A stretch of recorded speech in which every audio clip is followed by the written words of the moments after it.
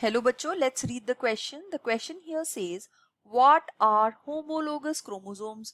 What happens to homologous chromosomes during meiosis? तो इस question के अंदर हमारा जो की कंसेप्ट है वो होमोलोगस क्रोमोसोम्स हैं जो कि एक टाइप ऑफ क्रोमोसोम्स हैं. So let's see homologous chromosome, type of chromosome. जो इस क्वेश्चन का की कंसेप्ट है इसको हम अब स्टडी करेंगे.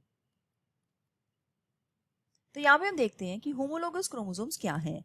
हमारे जो सेल्स हैं वो डिप्लॉयड सेल्स होते हैं और डिप्लॉयड सेल्स का मतलब है it has two sets of chromosomes. दो सेट ऑफ क्रोमोसोम्स को हम पेयर्स में देखते हैं हमारे सभी सेल्स के अंदर. So these are present in the pairs. अगर हम ह्यूमन सेल की बात करें तो ह्यूमन स्पीशीज के अंदर हर बॉडी के सेल के अंदर 46 क्रोमोसोम्स होते हैं जो कि 23 पेयर्स की फॉर्म में है. These are in the form of 23 pairs. और ये जो पेयर्स हैं हम लोग इसके कुछ पेयर्स ड्रॉ करते हैं फिर हम होमोलोगस क्रोमोसोम्स को इजीली समझ पाएंगे. तो ये मैंने फर्स्ट पेयर ऑफ क्रोमोसोम बनाया है. फिर हमारे पास है second pair of chromosome in a cell. तो न्यूक्लियस के अंदर क्रोमोसोम सभी पेयर्स में प्रेजेंट हैं. ये थर्ड पेयर है एंड सो ऑन. इस तरह से हमारे पास 23 पेयर्स ऑफ क्रोमोसोम्स होते हैं. तो ये होमोलोगस क्रोमोसोम्स वो क्रोमोसोम्स हैं जिनके ऊपर सेम टाइप की जीन्स हैं और उनके एलील्स हैं. देखिए यहाँ पे अगर मेरे पास एलील ए जो कि एक particular trait let's say I colour है तो उसका अगर जीन यहाँ पे प्रेजेंट है तो इसका बिल्कुल सेम पोजीशन पे दूसरे होमोलोगस क्रोमोसोम में भी इसकी दूसरी एलील प्रेजेंट होगी. तो इस तरह से हम देखते हैं कि होमोलोगस क्रोमोसोम के अंदर सेम कैरेक्टर की जो जीन्स हैं वो प्रेजेंट होती हैं.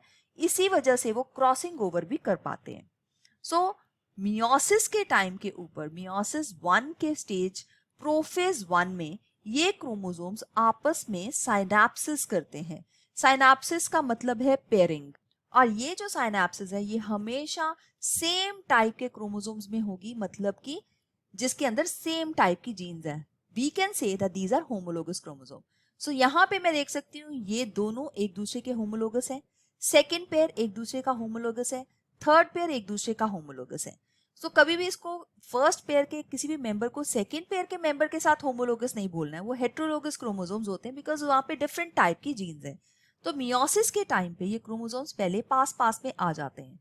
तो पास में आएंगे इस तरह से साइनैप्सिस होगी. मैं एक क्रोमोसोम का एग्जाम्पल ले रही हूँ. लेट्स सी कि ये फर्स्ट पेयर ऑफ क्रोमोसोम है. इसी तरह से हमारे 23 के 23 पेयर्स जो क्रोमोसोम है एक दूसरे के बिल्कुल पास में आ जाएंगे. पास में आने के बाद ये अपना जो जीन टू जीन इंटरेक्शन करनी शुरू करेंगे बिकॉज ये बहुत पास में आ जाते हैं एक दूसरे के. और इस कॉम्प्लेक्स को, ये जो कॉम्प्लेक्स यहाँ पे बनता है इसको हम बोलते हैं साइनैप्टोनीमल कॉम्प्लेक्स. साइनैप्टोनीमल कॉम्प्लेक्स. इसमें जीन टू जीन इंटरेक्शन हो रही है और इसके इमीडिएटली बाद यहाँ पे होगी एक process which is called as crossing over. तो मैं इसको थोड़ा सिंप्लीफाई करके डायग्राम को आपको क्रॉसिंग ओवर दिखाती हूँ. हालांकि क्रोमोसोम्स बहुत ही क्लोजली रिलेटेड, बहुत ही पास में प्रेजेंट होते हैं. यहाँ पे ये इसकी आर्म ने क्रॉस ओवर कर लिया. ये जो एरिया है जहाँ पे क्रॉसिंग ओवर हुई है इसको हम बोलते हैं recombination nodule. This is called as recombination nodule. Crossing over के लिए एंजाइम की जरूरत होती है जिसको कहते हैं रिकॉम्बिनेस. इस वजह से ये जेनेटिक मटेरियल की मिक्सिंग अप हो गई. एक बात यहाँ पे याद रखने वाली ये है कि जो क्रॉसिंग ओवर होगी वो किसी भी पॉइंट पे हो सकती है. वो प्रिडिक्ट नहीं किया जा सकता. प्लस कितने भी नंबर ऑफ क्रॉसओवर्स हो सकते हैं. सेंट्रोमियर से दूर वाली जो आर्म्स हैं, जो दूर एरियाज प्रेजेंट है, उनमें क्रॉसिंग ओवर होने के चांसेस जो है वो ज्यादा होते हैं. अब क्रॉसिंग ओवर करने के बाद ये इस तरह से डिसॉल्व कर जाता है कॉम्प्लेक्स और ये क्रोमोसोम्स आपस में सेपरेट कर जाते हैं.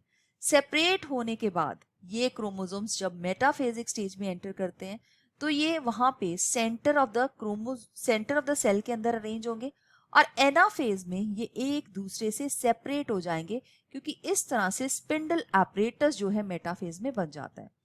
तो हम ये देख रहे हैं कि होमोलोगस क्रोमोसोम्स को मियोसिस में क्या हुआ.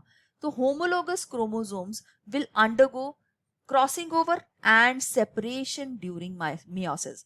तो ये दो इंपॉर्टेंट चीजें हैं. तो यहाँ पे हम सम अप करके लिख सकते हैं कि क्रॉसिंग ओवर एंड सेपरेशन, जिसको हम डिसजंक्शन भी बोलते हैं. सो इस सेपरेशन का स्पेसिफिक जो टर्म है disjunction of homologous chromosomes will take place. तो आए, अपने पास में आए, साइनाप्सिस किया, जेनेटिक मटेरियल की मिक्सिंग अप की, और उसके बाद ये एक दूसरे के साथ सेपरेट हो जाते हैं. सो ये जो इंपॉर्टेंट स्टेप है रिकॉम्बिनेशन नॉड्यूल और क्रॉसिंग ओवर का, इसकी वजह से ये होमोलोगस क्रोमोसोम्स जो हैं एक जैसे नहीं रहते, और हर गैमीट के अंदर ये क्रोमोसोम की जो जेनेटिक मटेरियल मिक्सिंग होने की वजह से हर गैमीट में जो जेनेटिक मटेरियल है वो डिफरेंट टाइप का होता है. तो this is the particular answer to this question कि what happens to the homologous chromosomes during meiosis, crossing over and separation of the homologous chromosomes will take place. So I hope you have understood it well. Best of luck. Thank you.